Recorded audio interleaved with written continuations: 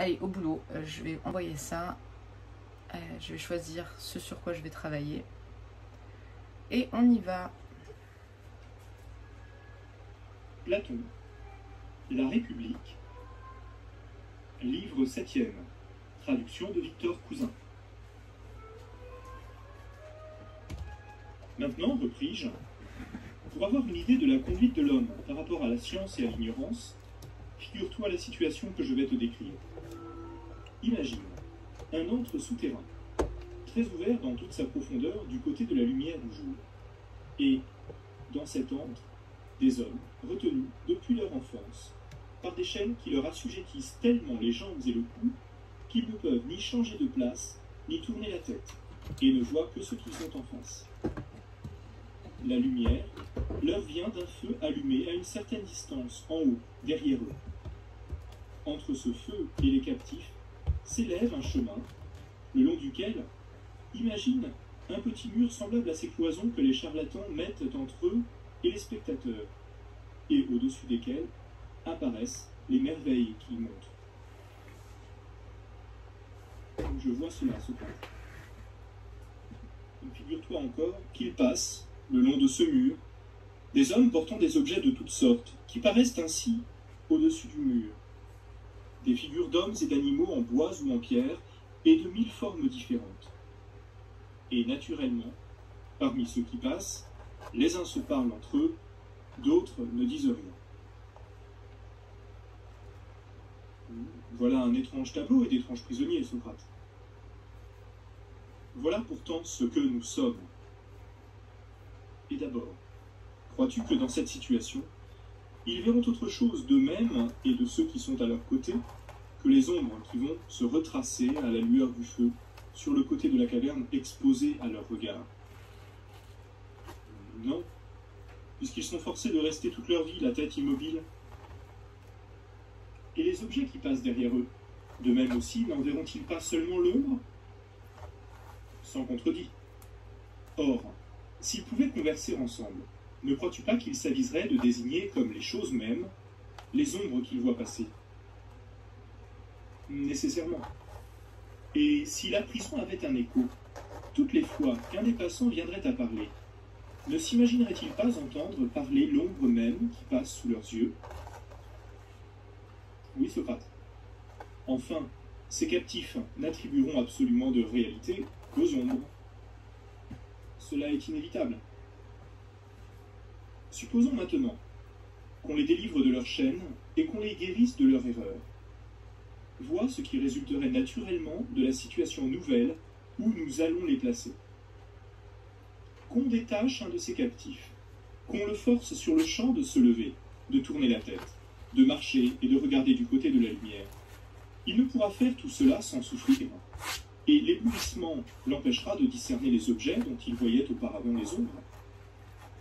Je te demande ce qu'il pourra dire si quelqu'un vient lui déclarer que, jusqu'alors, il n'a vu que des fantômes, qu'à présent, plus près de la réalité, et tourné vers des objets plus réels, il voit plus juste.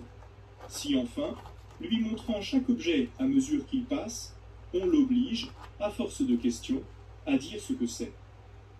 Ne penses-tu pas qu'il sera fort embarrassé, et que ce qu'il voyait auparavant lui paraîtra plus vrai que ce qu'on lui montre? Sans doute, Socrate. Et si on le contraint de regarder le feu, sa vue n'en sera-t-elle pas blessée? N'en détournera-t-il pas les regards pour les porter sur ces ombres qu'il considère sans effort?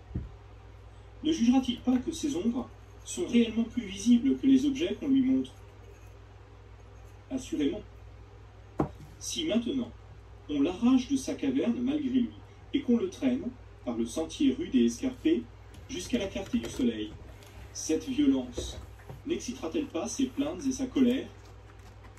Et lorsqu'il sera parvenu au grand jour, accablé de sa splendeur, pourra-t-il distinguer aucun des objets que nous appelons des êtres réels? Il ne le pourra pas d'abord. Ce n'est que peu à peu que ses yeux pourront s'accoutumer à cette région supérieure.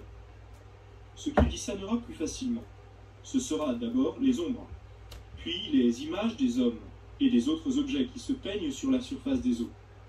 Ensuite, les objets eux-mêmes. De là, Il portera ses regards vers le ciel, dont il soutiendra plus facilement la vue, quand il contemplera pendant la nuit la lune et les étoiles, qu'il ne pourrait le faire pendant que le soleil éclaire l'horizon. Je le crois.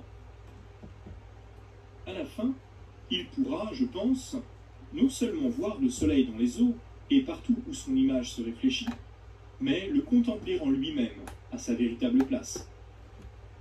Certainement.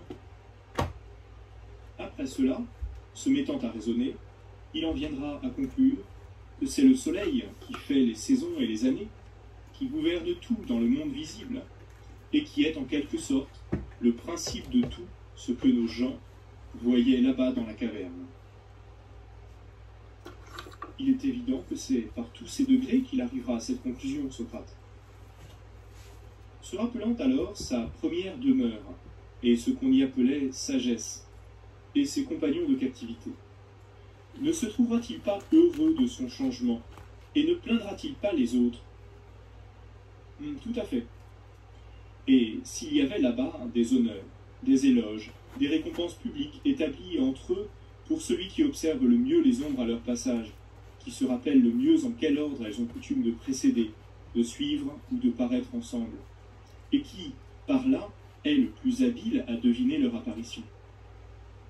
Penses-tu que l'homme dont nous parlons fut encore bien jaloux de ces distinctions et qu'il portât envie à ceux qui sont les plus honorés et les plus puissants dans ce souterrain? Ou bien ne sera-t-il pas comme le héros d'Homère et ne préférera-t-il pas 1000 fois n'être qu'un valet de charrue au service d'un pauvre laboureur et souffrir tout au monde plutôt que de revenir à sa première illusion et de vivre comme il vivait? Je ne doute pas qu'il ne soit disposé à tout souffrir plutôt que de vivre de la sorte, Socrate. Imagine encore que cet homme redescende dans la caverne et qu'il aille s'asseoir à son ancienne place. Dans ce passage subit, du grand jour à l'obscurité, ses yeux ne seront-ils pas comme aveuglés? Oui, vraiment. Et si tandis que sa vue est encore confuse, et avant que ses yeux se soient remis et accoutumés à l'obscurité, ce qui demande un temps assez long, il lui faut donner son avis sur ces ombres, et entrer en dispute à ce sujet avec ses compagnons qui n'ont pas quitté leur chaîne. N'apprêtera-t-il pas à rire à ses dépens? Ne diront-ils pas que pour être monté là-haut, il a perdu la vue? Que ce n'est pas la peine d'essayer de sortir du lieu où ils sont, et que, si quelqu'un s'avise de vouloir les en tirer et les conduire en haut, il faut le saisir et le tuer, s'il est possible. Cela est fort probable. Voilà précisément, cher Glaucon, l'image de notre condition. L'antre souterrain, c'est ce monde visible. Le feu qui l'éclaire, c'est la lumière du soleil. Ce captif qui monte à la région supérieure et la contemple, c'est l'âme qui s'élève dans l'espace intelligible. Voilà du moins quelle est ma pensée, puisque tu veux la savoir. Dieu sait si elle est vraie. Quant à moi, la chose me paraît telle que je vais dire. Aux dernières limites du monde intellectuel est l'idée du bien, qu'on aperçoit avec peine, mais qu'on ne peut apercevoir sans conclure quelle est la cause de tout ce qu'il y a de beau et de bon. Que dans le monde visible, elle produit la lumière et l'astre de qui elle vient directement. Que dans le monde invisible, c'est elle qui produit directement la vérité et l'intelligence. Qu'il faut enfin avoir les yeux sur cette idée pour se conduire avec sagesse dans la vie privée ou publique. J'entre dans cette manière de voir autant qu'il m'appartient, Socrate. Qu'on soit donc aussi, et cesse de t'étonner, que ceux qui sont parvenus à cette hauteur dédaignent de prendre en main les affaires humaines, et que leurs âmes aspirent sans cesse à se fixer dans la région supérieure. Cela est bien naturel, s'il y a analogie entre ce dont nous parlons et l'image que nous avons tracée plus haut. Oui, rien de plus naturel. Qu'y a-t-il d'étonnant, dis-moi, qu'un homme, passant des contemplations divines aux misérables objets qui occupent les hommes, ait mauvaise grâce et paraisse ridicule lorsque, dans le premier trouble, et avant d'être familiarisé avec les ténèbres qui l'environnent, il est forcé d'entrer en dispute devant les tribunaux ou ailleurs sur des ombres de justice ou sur les images qui projettent ces ombres, et de s'escrimer contre la manière dont ces images sont prises par des hommes qui n'ont jamais vu la justice elle-même. Oui, il est impossible de s'en étonner, Socrate. Un homme sensé fera réflexion que la vue peut être troublée de deux manières et par deux causes opposées, par le passage de la lumière à l'obscurité ou par celui de l'obscurité à la lumière. Et, comme il en est de même de la vue de l'âme, lorsqu'il verra une âme troublée et embarrassée pour discerner certains objets, il n'ira pas en rire sans raison. Il examinera si c'est que, revenant d'un état plus lumineux, elle se trouve comme offusquée faute d'habitude, ou si, passant des ténèbres de l'ignorance à la lumière, elle est éblouie de son trop vif éclat. Dans le premier cas, il la félicitera de l'embarras qu'elle éprouve et de ce commerce divin. Dans le second, il la plaindra. Ou bien, s'il veut rire à ses dépens, ses railleries seront moins ridicules que si elles s'adressaient à l'âme qui redescend du séjour de la lumière. Oui, on ne peut parler plus raisonnablement. Or, si tout cela est vrai, il faut en conclure que la science ne s'apprend pas de la manière dont certaines gens le prétendent. Ils se vantent de pouvoir la faire entrer dans l'âme où elle n'est point, à peu près comme on donnerait la vue à des yeux aveugles. Tel est leur langage. Ce que nous avons dit suppose au contraire que chacun possède la faculté d'apprendre, un organe de la science, et que, semblable à des yeux qui ne pourraient se tourner des ténèbres vers la lumière qu'avec le corps tout entier, l'organe de l'intelligence doit se tourner avec l'âme tout entière, de la vue de ce qui naît vers la contemplation de ce qui est et de ce qu'il y a de plus lumineux dans l'être. Et cela, nous l'avons appelé le bien, n'est-ce pas? Oui, Socrate. Tout l'art consiste donc à chercher la manière la plus aisée et la plus avantageuse dont l'âme puisse exécuter l'évolution qu'elle doit faire. Il ne s'agit pas de lui donner la faculté de voir, elle l'a déjà. Mais son organe n'est pas dans une bonne direction. Il ne regarde point où il faudrait. C'est ce qu'il s'agit de corriger.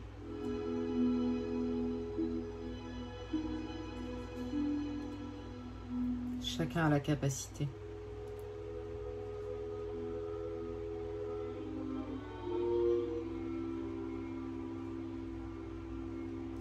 Tout sincèrement.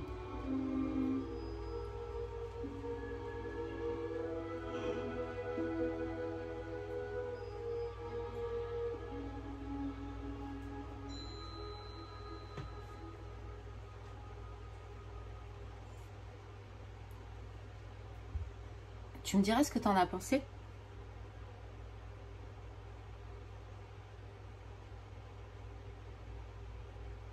Je vais mettre un autre truc. Qu'est-ce que je vais mettre?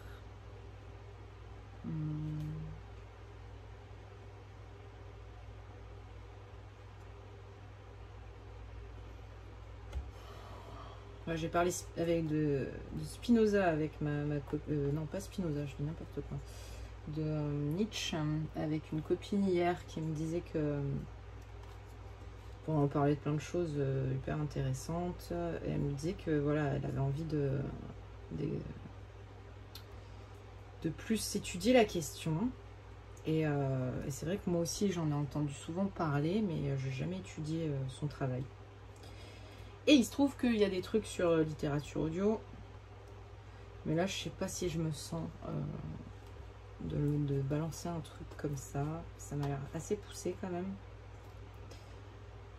et tu vois j'ai pas fait d'études de lettres moi